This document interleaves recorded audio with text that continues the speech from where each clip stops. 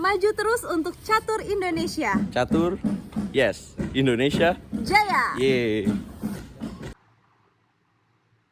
Hai guys, apa kabar? Semoga kalian sehat dan sukses selalu pastinya. Teman-teman, terima kasih karena kalian sudah klik video ini. Dan kembali lagi, RL Chess akan membahas dari turnamen catur terpenting di tahun 2022, yaitu turnamen untuk mencari calon penantang juara dunia, turnamen kandidat FIDE.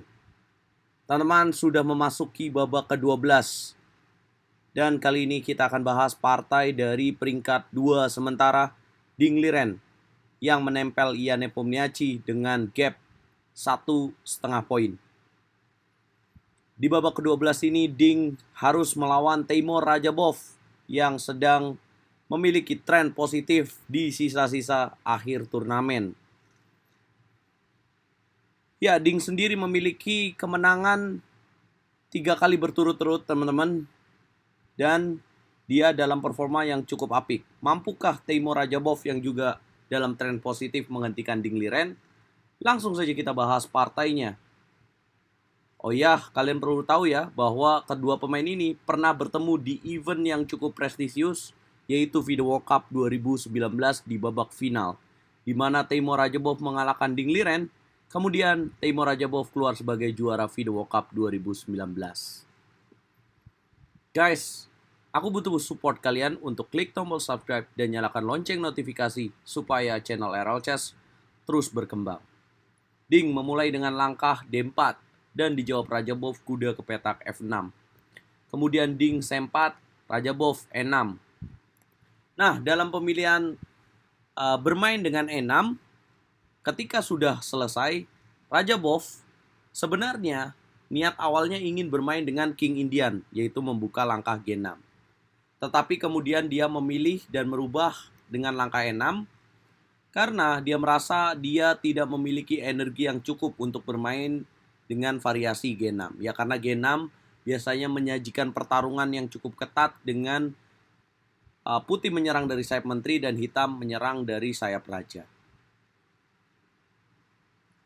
Dan apakah ini berhasil dan pilihan tepat bagi Radjabov? Ding melanjutkan dengan langkah kuda C3, Radjabov gajah ke petak B4. Yes, teman-teman, ini merupakan pembukaan Nimzo Indian Defense, mengambil dari nama legenda catur dunia Ron Nimzowitsch. Setelah gajah B4, Ding Liren memainkan variasi langkah E3. Sebenarnya teman-teman, kalau kalian ingin bermain dengan putih seperti ini, langkah E3 merupakan pilihan terbanyak dipilih, kemudian menteri ke petak C2, dan langkah kuda ke petak F3. Ding Liren pilih dengan variasi terbanyak dipilih yaitu E3. Yaitu normal line, kemudian Radjabov menjawab dengan rokade pendek. Putih gajah ke petak D3, hitam D5. Ini langkah pilihan favorit yang dimainkan oleh kedua pemain catur. Putih pion C makan D5, hitam pion E makan D5. Ding Liren melanjutkan dengan langkah A3, kemudian hitam gajah ke petak D6. Yes, dia tidak ingin makan kuda di petak C3. Dan ini merupakan setup yang sering kita lihat ya teman-teman. Kalau kalian sering nonton video RL Chess membahas partai turnamen besar, nah, kalian pasti melihat bahwa gajah D6 ini selalu dimainkan. Ya, kenapa nggak ambil aja gajah makan kuda C3? Ya, karena pertama ini tidak ada keuntungan dan malah menguntungkan bagi pemain putih yang langsung memiliki sepasang gajah. Gajah mundur ke petak D6 dengan setup menyerang ke sayap raja. Ding Liren menteri ke petak C2. Radjabov kuda ke petak A6. Nah, langkah kuda A6 ini sangat menarik ya teman-teman karena bukan pilihan utama. Pilihan utamanya adalah hitam bermain dengan C6. Yang kedua dengan A6 dan C5. Tapi mengapa Radjabov memainkan kuda A6? Bisa jadi ini persiapan yang telah dia siapkan. Dan langkah kuda A6 ini menarik sekali guys. Putih melanjutkan dengan langkah kuda ke petak E2. Kemudian hitam dobrak dengan C5. Nah, kita dapat mengerti bahwa tujuan kuda A6 apabila pion D makan C5, maka akan direspon dengan kuda makan C5. Tapi putih tidak memilih itu dan Ding Liren memilih langkah menarik, yaitu gajah makan kuda A6. Yang membuat di langkah ke-10 hitam memiliki sepasang gajah, guys. Dan kalian akan lihat betapa mengerikannya sepasang gajah dan pilihan terlalu cepat ya dari Dingliren memakan kuda di petak A6. Sebenarnya Dingliren di sini bisa mencegah langkah C4 ini dengan B3, teman-teman. Sebagai jawaban yang bisa dia pilih atau rokade pendek. Ya, ketika melakukan rokade pendek, kalian jangan berpikir untuk melakukan gajah makan H2 ya. Karena putih akan menjawab dengan raja H2, dan apabila kalian kuda G4 untuk masuk dengan menteri H4, maka putih bisa memainkan raja G3. Jadi aman, apabila menteri ke petak G5, maka putih bisa memainkan langkah F4. Menteri ke petak H5, dan putih akan bisa memainkan kuda makan D5. Yap, kalau dimakan, maka putih bisa memainkan gajah makan H7 skak, raja H8, dan malah gantian ya, akan ada gajah ke petak E4. Menteri balik lagi ke petak H5, maka putih ada jalan gajah ke petak D2. Skak hanya satu kali, dan rajanya tinggal bergeser aja. Inilah yang akan terjadi apabila pilihan dengan rokade pendek. Ya, gajah A6, hitam pion B makan A6, putih pion D makan C5. Gajah makan pion C5, putih B4. Hitam kembali ke petak D6, putih gajah B2. Hitam A5, coba menukar pion tumpuknya, putih menolak dengan B5. Hitam kembali memaksakan pertukaran dengan langkah A6, putih H3. Ya, mencegah serangan kuda ke petak G4. Hitam gajah ke petak D7, putih pion B makan A6, benteng makan pion A6. Putih benteng D1, hitam benteng ke petak B6. Menarik karena Teimur Rajabov memberikan pion di petak D5. Jika putih terpancing dengan kuda makan pion D5, maka akan direspon dengan kuda makan D5, benteng D5, dan tidak usah gajah ke petak E6, tetapi menteri ke petak B8. Ada ancaman gajah di sini dari benteng ke petak B6. Yap, apabila memilih gajah ke petak C1, maka akan dijawab benteng ke petak C8. Lihatlah betapa mengerikannya serangan dari pemain hitam. Nah, karena tahu bahaya, Dingliren tidak melakukan kuda makan pion D5, tapi dia pilih benteng ke petak D2. Kemudian Rajabov memainkan langkah menarik menteri ke petak C8. Selain mempining menteri, dia juga menyiapkan rudal jarak jauh gajah makan pion H3. Boom! Apabila putih rokade pendek. Apabila dijawab pion G makan H3, maka hitam menteri ke petak H3 dengan ancaman menteri H2. Apabila ditutup dengan F4, maka akan kuda ke petak G4. Apabila kuda ke petak D4, akan ada kuda makan pion E3, menteri ke petak D3, dan akan ada menteri ke petak G3. Raja H1, maka hitam bisa memainkan gajah F4, boom, dengan ide mengaktifkan ancaman benteng ke petak H6.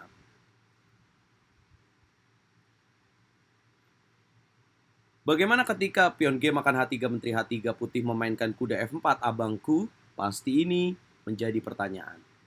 Maka hitam bisa gajah F4, pion E makan F4, dan menteri ke petak G4. Raja ke petak H1, maka hitam bisa memainkan menteri H5, raja ke petak G2, dan hitam bisa memainkan kembali menteri G4, raja H1, dan kuda ke petak E4. Dengan ide ini, teman-teman, ini akan membuat putih menyerah. Oke, karena putih tahu itu dan Dingliren pilih memainkan langkah F3. Dia tahu dia tidak bisa melakukan rokade karena ada ancaman kombinasi. Dia pilih langkah F3 untuk memindahkan raja ke petak F2 dan menghubungkan benteng ke petak B1. Tapi guys, ini bukanlah pilihan yang tepat. Karena berikutnya, Rajabov menjawab dengan benteng ke petak E8.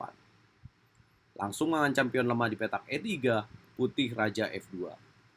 Rajabov menteri ke petak B8, putih menteri C1.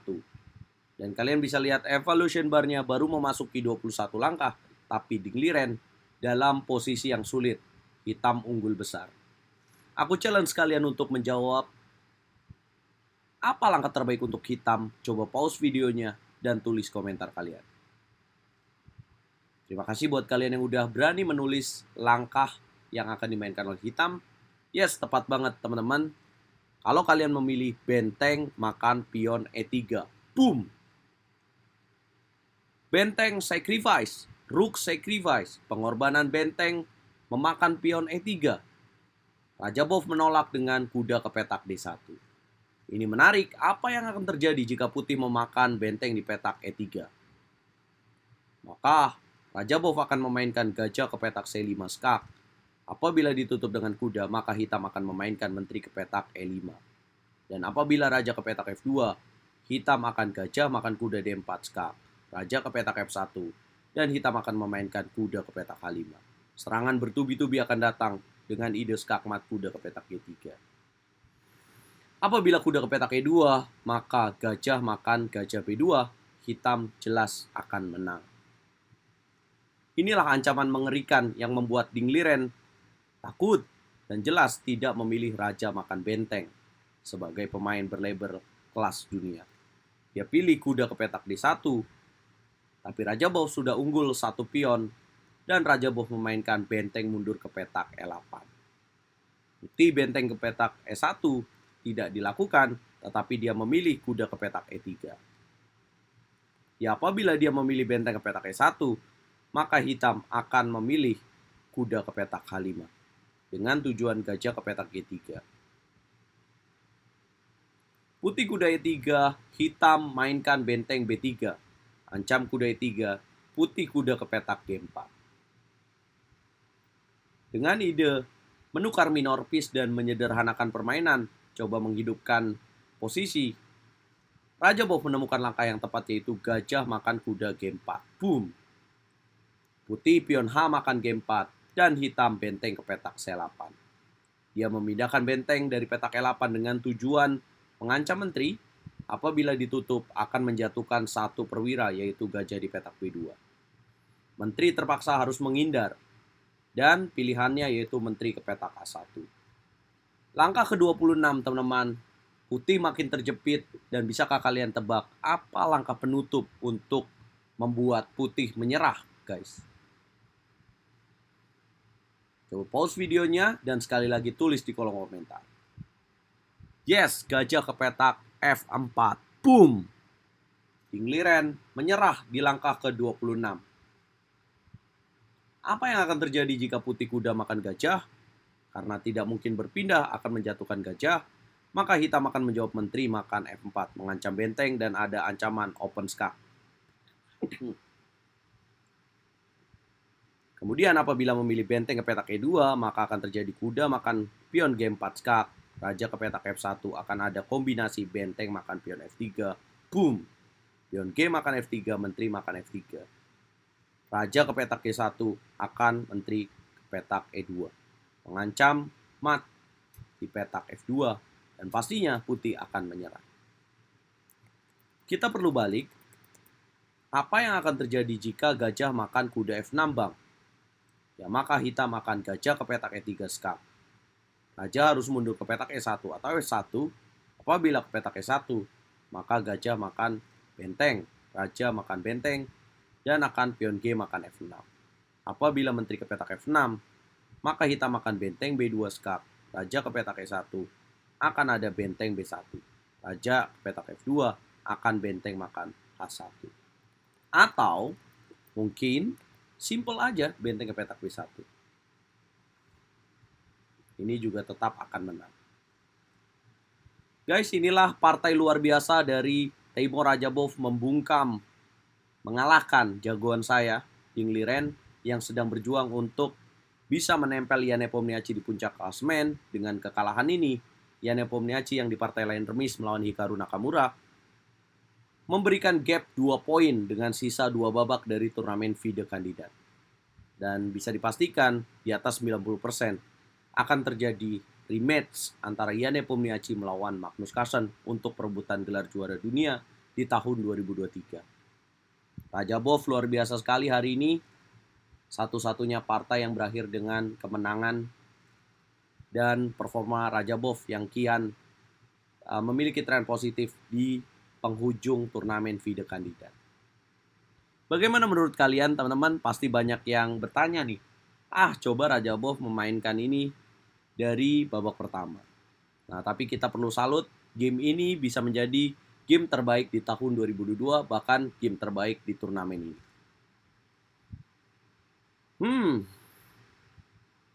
Tapi peringkat 2 juga menarik ya teman-teman. Kalau misalkan Magnus Carlsen tidak mempertahankan gelarnya, maka FIDE akan mencari juara dunia baru dengan membuat pertarungan kembali peringkat 1 dan 2 dari turnamen FIDE kandidat. Bagaimana komentar kalian? Jangan lupa dukung aku dengan cara like, share, komen, dan subscribe. Dukung terus percaturan Indonesia. Dukung terus Herald Chess. Hari ini FIDE kandidat libur dulu. Catur Yes, Indonesia, Jaya Bosku.